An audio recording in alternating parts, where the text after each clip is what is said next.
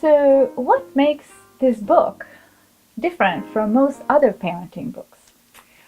Well, I hope it's different because I intended it to be different. And most parenting books, well, first of all, most parenting books focus on a particular topic or a particular age group. And this book focuses on all kinds of topics and focuses on all age groups from birth all the way through adolescence and into early adulthood. Mm-hmm. Um, this book is this book doesn't give you specific answers. It's not going to be a book about like how to put your child to sleep or how to motivate your child or how to get your child to do their homework or clean up their room or how to get your child to make friends or whatever other topic. The book really offers this mindset, this approach, this way of thinking and being with your child, thinking about your child, thinking about the relationship, and being reflective is a kind of, I like to think of it as an all-purpose tool. And it's going to help you in whatever situation you're in. You know, if you give a person a solution, all they have is a solution to that problem. What about the next time they have a problem? What I'm interested in is giving people the tools for solving whatever problem they're facing, for coming up with answers to whatever question they have. And to realize there's never even just one answer to a question. There's always more than one answer, because if one answer doesn't work, you can have a lot of other different possible answers. And so it's more like that. And you know, it's kind of like that old adage, if you, what is it, give a man a fish, he'll eat for a day, but if you teach a man how to fish, he'll eat for a lifetime.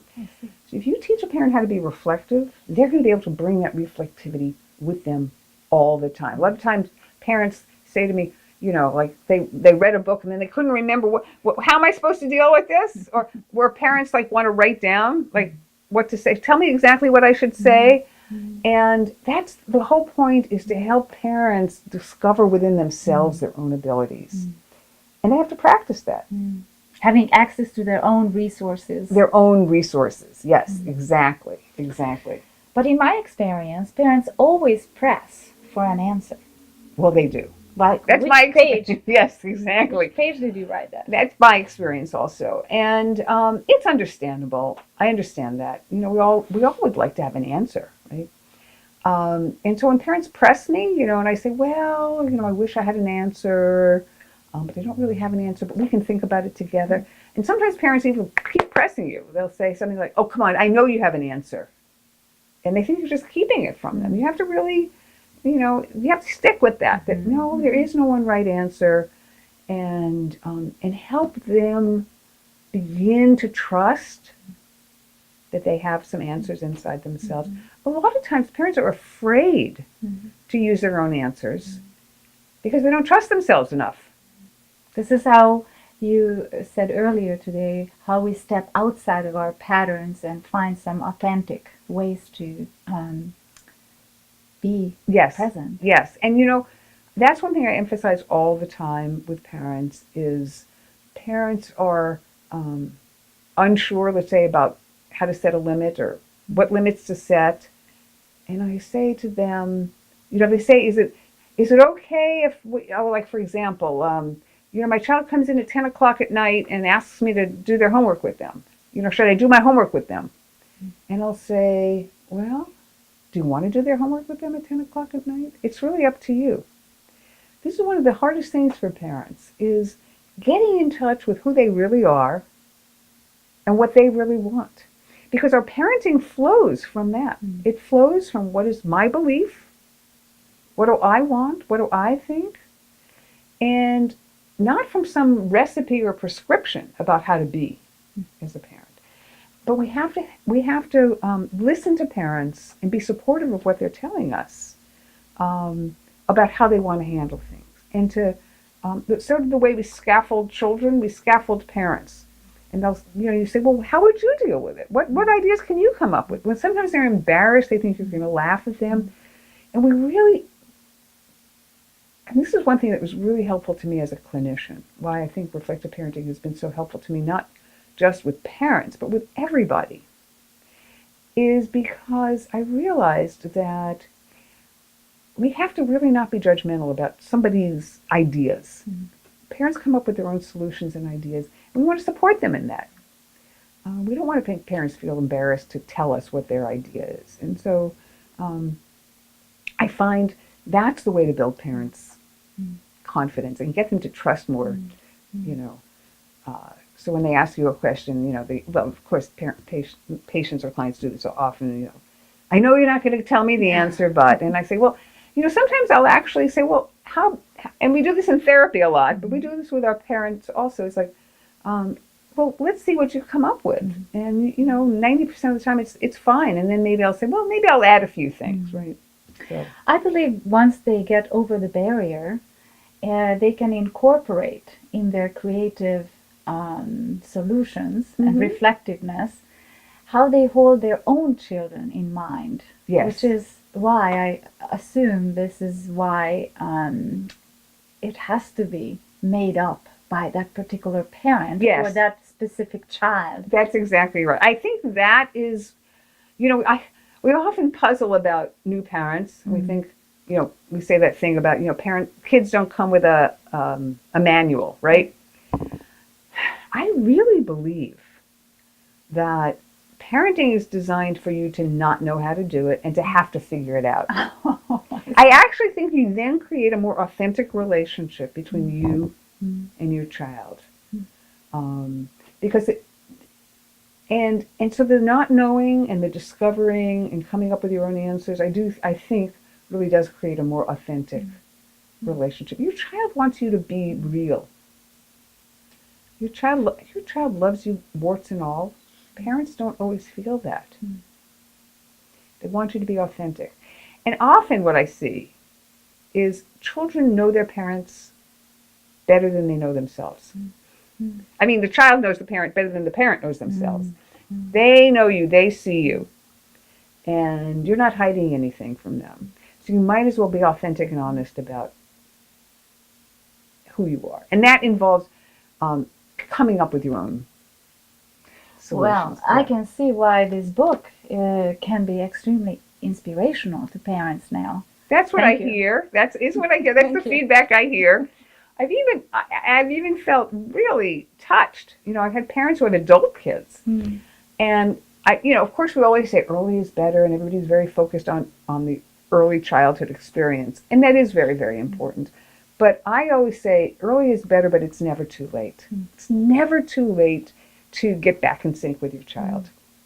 No child ever complains when their parent is trying harder and doing it better. Children are always open to that. And I've had parents who have, you know, 36-year-old kids and are finally working out the relationship at that age. And the kid is happy about it, right? So, and the parent feels better about it, even if the relationship was stormy for all those years before. So, yeah. And so it's natural for parents to want the answer, but we don't always have it to give to them. I know for myself, and I think this is true for all clinicians, it's very tempting to give an answer. Yeah. Because it makes you feel so smart. Right? Right. Oh, I have such a great answer. But we're really robbing our parents of the opportunity to come up with their own answers. Just like when parents jump in too quickly to fix a child's problem, it robs the child of discovering their own capacity for solving the situation. That's a beautiful parallel. On their own. Yes. Well, there's a lot of parallels, aren't there? Yes. There's a lot of parallels like that. So when a parent wants an answer, I empathize with their wish to have I totally get it that you'd love to have an answer. Listen, and I'd love to give you one. And I wish there were one. But I know there isn't. So let's see what we can do, you know, working together. You're really keeping them in this potential place. A potential place. And it's really, again, it's in parallel to what you're having a parent do with their child. You know, the child has a dilemma, and the parent can say to the child, well, you know, and the parent can be honest, I don't really know how to deal with this. But what I can tell you is I'm in there, and I'm going to work together with you, and together we'll figure it out, even if I don't know what the answer is, right? And that's just, you know, that makes everybody feel good. Right. But what if a parent is really blocked and perhaps because they have had a history of trauma in their own childhood, then what happens? Well, that's always a very sad situation. It's painful to hear about when parents have had their own trauma, and you can see how it's kind of seeping in to their relationship. And some of those parents really are blocked. I mean, if you have not had a role model of a parent who empathizes and understands and can set limits without becoming hostile and aggressive, and who can nurture you, if you don't have that inside of you, it's really hard to give it to your child. And you may not have the inner resources, and that's okay. And again, it's like my scaffolding analogy. Parents have to scaffold and do for the child what the child can't do for themselves until the child can do it for themselves. Step in when you're needed, but step out when you're not needed anymore. Same thing with parents. So with parents who are blocked and can't come up with their own ideas, I offer ideas, but I offer it in a kind of a provisional way. Like, I've heard that some parents do it this way, or they try ABC kind of way, or some parents do it XYZ way, or I've heard from parents that sometimes they try this or that. And I don't know how any of that sounds to you, I'll say to a parent. And so sometimes parents can say, oh, well, that actually sounds better. And I said, well, probably good to say it in your own words. How might you say it in your own words? So you get them engaged. I mean, we're not going to be, I really believe there is no one right answer. And it's better for parents to come up with it themselves. But you have to give parents, you have to be with parents where they're at, right? It seems like being in part of a reflective community, such as your Center for Reflective Communities, as well as in the therapeutic sessions, parents can really acquire and get access to their own resources. That's right. That's right. That's right. That's it. Getting access to your own inner resources. It's a wonderful, wonderful thing. And it's a really wonderful role model for then conveying to your child that that's what you want your child to be able to do. Remember, I say this to parents, they don't like it when I say it, but I say it tongue in cheek, of course, but I say, the role of the parent is to make yourself obsolete. Eventually your child's going to leave home without you. And they're going to go off on their own. And they have to have those resources inside themselves. And the way they're going to get them is if you've encouraged them to develop them all the way along. And you're only going to do that if you don't step in all the time, fixing things for them. This is what schools are always telling me about. Parents are too involved in fixing all their child's problems, making everything smooth for their child. It really does kids a disservice, because then they're not developing their own inner resource muscles, so to speak.